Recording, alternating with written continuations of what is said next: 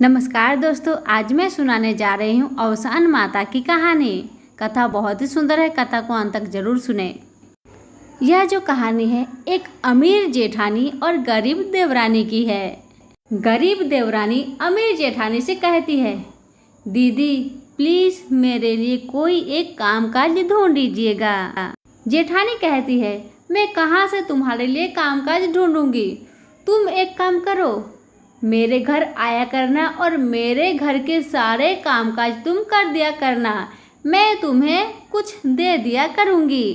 देवरानी कहती है, ठीक है दीदी, तब मैं कल से आपके घर आया करूँगी कामकाज करने। कल सुबह हुआ तो देवरानी जेठानी के घर गई कामकाज करने के लिए। देवरानी घर के सारे कामकाज जब कर ली तो घर में जितना भी खाना बचा हुआ होता है जेठानी सारे खाने देवरानी को दे देती है और देवरानी लेकर अपने घर चली जाती है। बच्चों को खाना बहुत ही अच्छा लगता है क्योंकि जेठानी अमीर रहती है, उसके घर में अच्छा अच्छा खाना बनता है, और देवरानी गरीब रहती है तो उसके घर में खाना का ठिकाना नहीं रहता था। जो मिलता था बच्चे वही खाते थे। अब बच्चों को भी अच्छा लगने लगा था, हर रोज बच्चे लोग को अच्छा अच्छा खाना मिलता था क्योंकि देवरानी जेठानी के घर काम करती और उसके बदले में जेठानी देवरानी को बचा हुआ खाना दे दिया करती। बच्चे खुशी से रहने लगे। अब जेठानी के मन में एक दिन अवसान माता की पूजा करने का विचार हुआ तो वह देवरानी को कही कि तुम कल जल्दी आ जाना और बर्तन चौका करके अपने घर चली जाना। उसके बाद इधर जेठानी अपने पड़ोस में जाकर औरतों को निमंत्रण दे दी। अब सुबह हुई और देवरानी जल्दी आकर काम की और फिर जेठानी ने कहा, अगर सारा काम हो गया हो तो तुम अपने घर चली जाओ। अब जेठानी के घर बहुत विधि से अवसान माता की पूजा सामग्री लेकर पूजा हुई।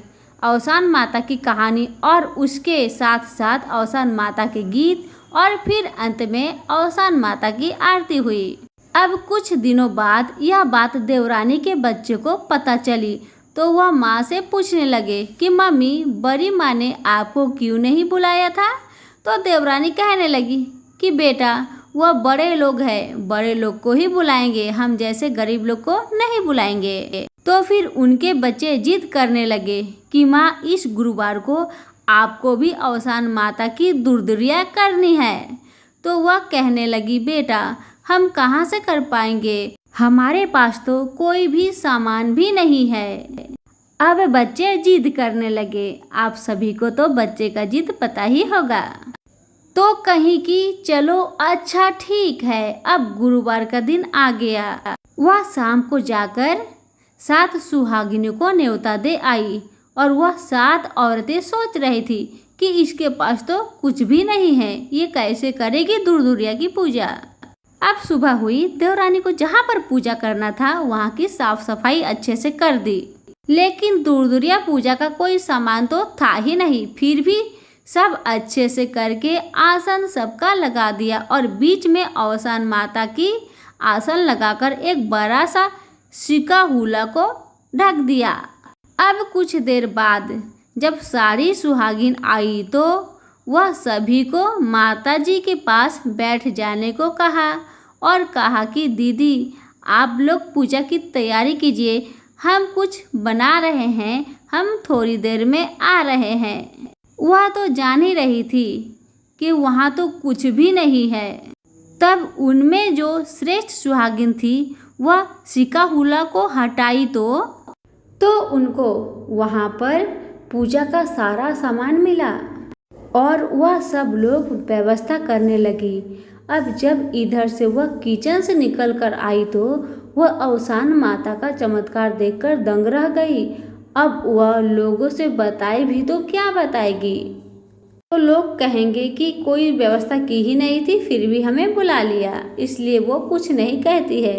फिर अवसान माता की पूजा खूब बुद्धि से हुई और वह सुहागिनों की खूब सेवा करके उनको विदा की। सुहागिनें जाते जाते बात करते हुए जा रही थी कि यह तो अपनी जेठानी से भी ज्यादा व्यवस्था की थी। अपनी पूजा में अब कहीं से यह बात जेठानी के कान में पड़ गई। अब दूसरे दिन जब देवरानी जेठानी के घर काम करने के लिए गई, तब जेठानी खूब नाराज हो गई और वह कहने लगी, मेरे घर से चोरी करके ले गई थी, उसी सामान से तुमने पूजा की। देवरानी कहने लगी, नहीं दीदी, बिल्कुल आप गलत सोच रही हैं, मैं वैसी बिल्कुल नहीं हूँ, ये तो सब दुर्दुरिया माता का चमत्कार है। तो वह इस पर बहुत बहस करती है और कहती है, चलो कल फिर मैं पूजा पाठ करूँगी, जैसे तुमने किया वैसे ही मैं भी करूँगी, देखती हूँ मेरे साथ क्या होता है, तुम्हारे जैसा चमत्कार होता है या नहीं। अब सुबह हुई तो जेठानी सारे औरतों को निमंत्रण दे आई और जिस तरह देवरानी ने सब कुछ व्यवस्था किया था, ठीक उसी तरह से जेठानी ने भी किया था। अब सब सुहागिन आई तो